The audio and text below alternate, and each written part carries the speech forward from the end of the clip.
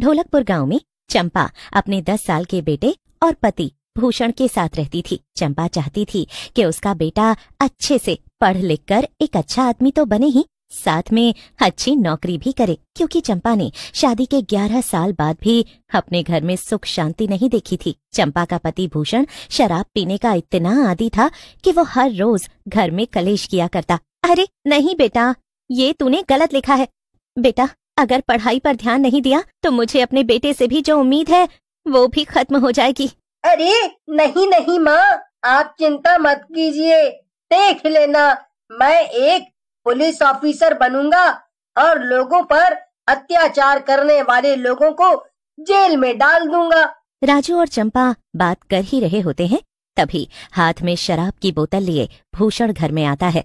क्या बोला तूने? तू पुलिस वाला बनेगा और अत्याचारी लोगों को जेल में डालेगा? तेरी माँ जो तेरे कान भर रही है उससे तो मैं बाद में बताता हूँ, पहले मेरी बात सुन। पढ़ने लिखने का कोई फायदा नहीं, किस्मत में जो लिखा होगा वही होगा।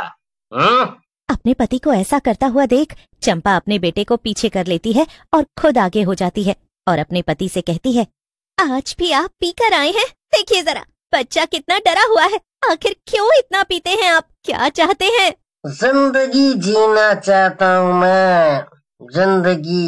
ये देख मेरी जिंदगी, ये बोतल देख रही है ना, ये मेरी जिंदगी, मेरा प्यार, मेरी भूख, मेरा सब कुछ। थोड़ी सी जो पी ली है, चोरी तो नहीं की है। माँ, मुझे बहुत डर लग रहा है, कहीं पापा आज भी आपको मारेंगे तो नहीं?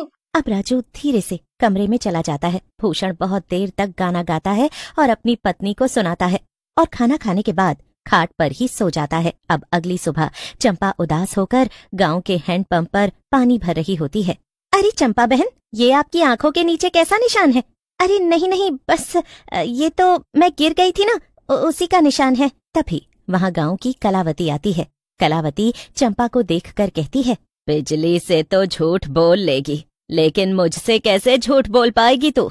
आखिर मैं तो तेरी माँ की उम्र की हूँ, सब कुछ पता है मुझे। कल रात फिर से भूषण ने तुझे पीकर मारा ना? आप तो जानती है कलावती काकी, उनका तो ये रोज का है। मैं तो अब तंग आ चुकी हूँ। मेरा 10 साल का बच्चा भी ये सब देखकर बहुत डर जाता है। अरे अभी तो मैं तुझसे पूछ रही थी कि आखिर ये आंखों के नीचे निशान कैसा है? कल रात मैंने तेरे घर से रोने चीखने की आवाजें सुनी थी। अब क्या करूं मैं? सबसे मुझे झूठ बोलना पड़ता है। अगर किसी ने उन्हें बोल दिया कि मैंने आप लोगों से उनकी बुराई की तो वो घर में और भी ज्यादा झगड़ा करेंगे। इन आदमियों का तो काम ही क्या है, पूरे दिन घूमना फिरना, रात को पीकर घर में लड़ाई झगड़ा करना। मेरा पति भी ऐसा ही करता है। अब मैं अपना दुख किससे कहने जाऊं? सही कह रही हो बहन तुम। अब चंपा पानी भरकर घर आ जाती है और घर के काम करने में लग जाती है। वहीं राजू पढ़ रहा होता है। वो ज्यादातर समय अपने बेटे को पढ़ाने और उसे इन सब से दूर रखने में निकाल देती थी। एक रात भूषण शराब के नशे में घर आता है और जोर जोर से घर का दरवाजा पीटने लगता है। अरे दरवाजा खोलो, मेरे आने से पहले दरवाजा बंद कर दिया। तू वहाँ जाकर बैठ जा, जब तक मैं ना आऊँ तब तक तुम अपने पिता के कहने पर भी नहीं निकलना, ठीक है? राजू जाकर पलंग के नीचे छुप जाता है और इधर चंपा जैसे ही दरवाजा खोलती है तो लेट दरवाजा खोलने की वजह से भूषण को गुस्सा आ जाता है। तेरी इतनी हिम्मत की तू मुझसे बाहर इंतजार करवाए? अभी बताता हूँ तुझे। और काफी मारने के बाद वो अपनी पत्नी को टॉयलेट में ले जाकर बंद कर देता है। अजी दरवाजा खोलिए, मेरा दम घुट रहा है। आपने दरवाजा क्यों बंद कर दिया? अब तू इसमें ही घुट कर मरेगी। मैं चाहता हूँ तू इसमें ही रहे रात भर, तब जाकर तेरी अकल ठिकाने आएगी। चंपा रोती बिलखती रह जाती है, लेकिन भूषण उसे टॉयलेट में बंद करके वापस घर में आकर राजू को ढूंढने के बाद चैन की नींद सो जाता है। अगली सुबह भी उसकी नींद नहीं खुलती। इधर राजू अपनी माँ को हर जगह ढूंढता है। इधर चंपा टॉयलेट में बेहोश पड़ी होती है और उसकी सांसें भी धीरे धीरे चल रही होती हैं। इधर भूषण को होश नहीं आता और जब होश आता है तो वो फिर से पीने निकल जाता है। 24 घंटे से ज्यादा का वक्त हो जाता है और राजू को चंपा का कहीं पता इसके बाद चंपा की मौत हो जाती है। बिजली अब भूषण से उसकी पत्नी के बारे में पूछती है। वहाँ गांव की कई औरतें भी और कई लोग मौजूद होते हैं। कलावती भी भूषण से उसकी पत्नी के बारे में पूछती है, लेकिन भूषण गांव वालों से कहता है, मुझे क्या पता कहाँ गई। कहाँ गई वो? 2 दिन हो गए हैं लापता है। परसों रात में जब मैं घर आया था तो दरवाजा नहीं खोल रहा था कोई, तो बस थोड़ी बहस हो गई थी। मुझे लगता है कहीं चली गई है या किसी के साथ भाग गई होगी। वैसे भी अब मुझे उससे कोई मतलब नहीं। भूषण अभी भी नशे की हालत में था। गांव वाले उसे कुछ भी बोलना नहीं चाहते थे। राजू बेचारा रो रहा होता है।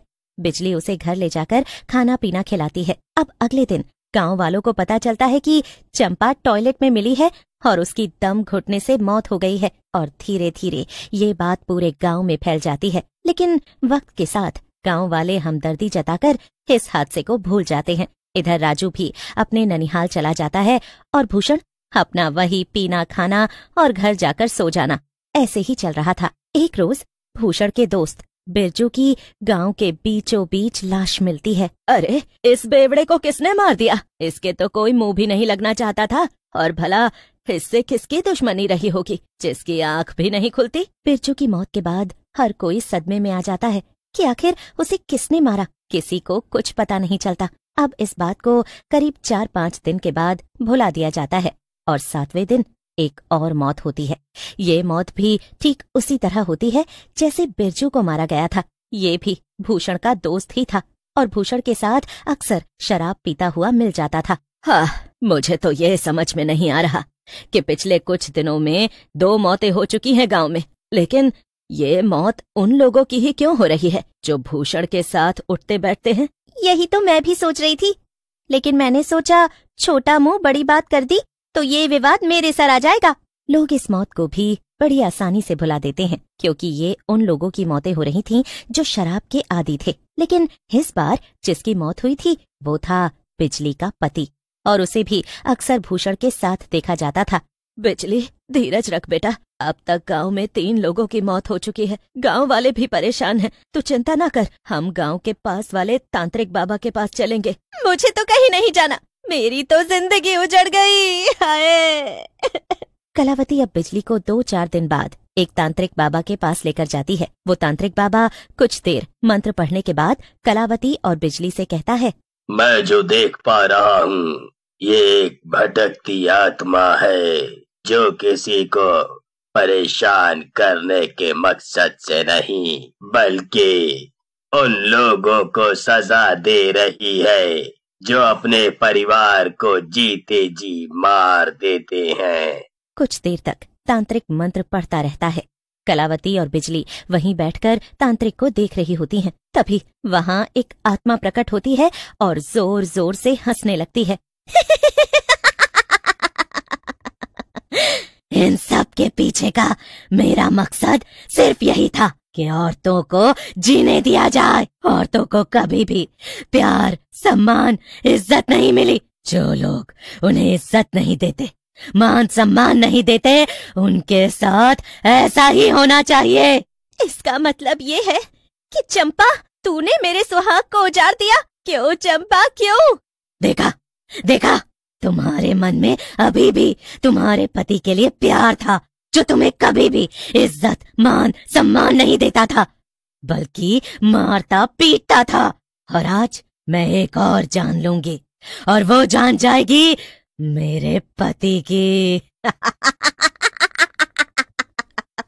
मैं अब तक जिनकी वजह से भटक रही हूँ उन्हें मैंने मौत के घाट उतार दिया। अब बचा मेरा पति। उस इंसान ने मुझे टॉयलेट में बंद करके मेरी जान ली थी ना। हाँ? इतना बोलकर वो चुड़ैल वहाँ से गायब हो जाती है और पहुँचती है अपने घर जहाँ नशे की हालत में भूषण खाना खा रहा होता है। अब वो चुड़ैल भूषण का हाथ पकड़कर उसे टॉयलेट तक ले जाती है और उसे टॉयलेट में बंद कर देती है। भूषण कुछ समझ पाता उससे पहले ही वो टॉयलेट में बंद हो चुका था। इधर कलावती और बिजली जब तक गांव पहुंचते हैं तब तक भूषण की जान जा चुकी होती है क्योंकि टॉयलेट में बंद करने के बाद वो चुड़ैल भूषण का गला दबाकर उसे मौत की नींद सुला चुकी थी।